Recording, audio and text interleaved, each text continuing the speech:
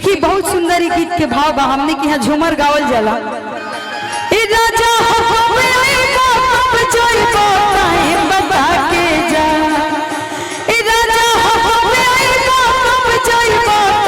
बता के जा, अब फोटो खींचवा के जाना। ए राजा बता के जा, फोटो खींचवा के जाना।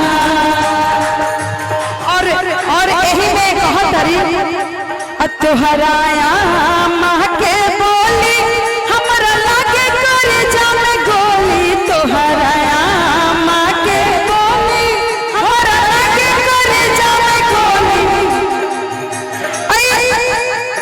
ए राजा होवे चलबा फोटो खिंचा के जा। ए राजा होवे चलबा टाइम बता के जा, फोटो खिंचवा के जाना। ए राजा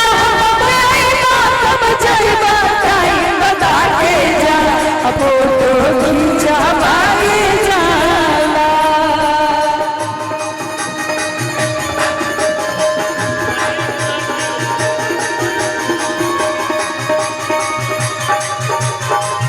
हेलो।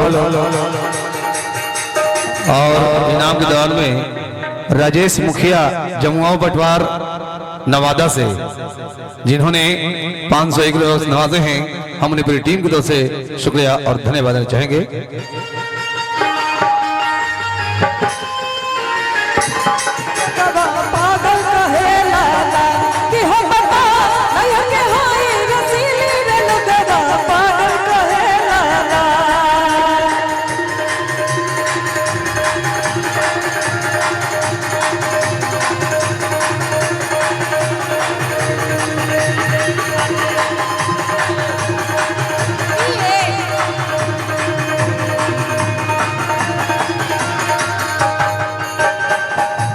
और थोड़ा सा धीरे रखे हुए अनिल कुमार जी की तरफ से बहुत बहुत आशीर्वाद है।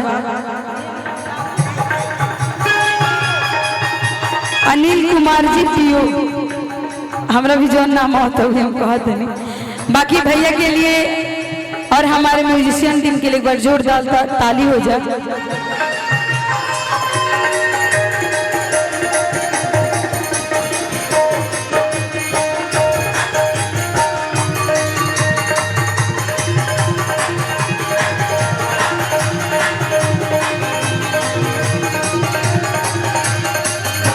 और देखिए कहा करे तुहरा भाभी के बोली हमारा मारे करे जामे गोली। तुहरा भाभी के बोली हमरा करे जामे मारे गोली। तुहरा भाभी के बोली हमारा मारे करे जामे गोली।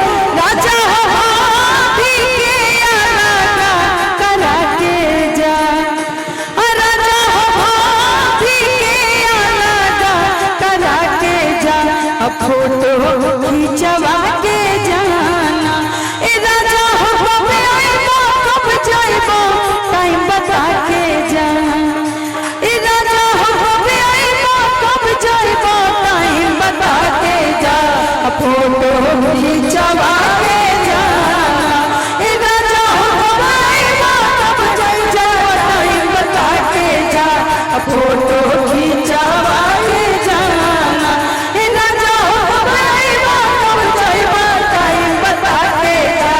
फोटो